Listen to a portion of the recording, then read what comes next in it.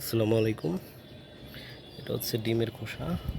ডিমের খোসা হচ্ছে আমি মুরগিকেই খাওয়াবো, এই জন্য আর কি পাকার উপরে রেখে এভাবে গুঁড়ো করে নিচ্ছি যাতে খাওয়া সহজ হয়।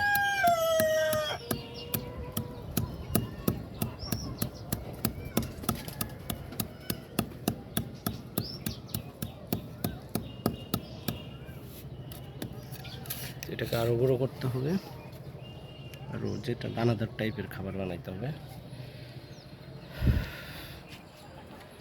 হচ্ছে মুরগি যে খাবার খাচ্ছে। আজকে 10টা ডিম পাইছি। ডিমগুলা এখানে রাখা। 10টা ডিমের পরিমাণটা কম পাচ্ছে আগের তুলনায়। এ হচ্ছে মূল ঘর।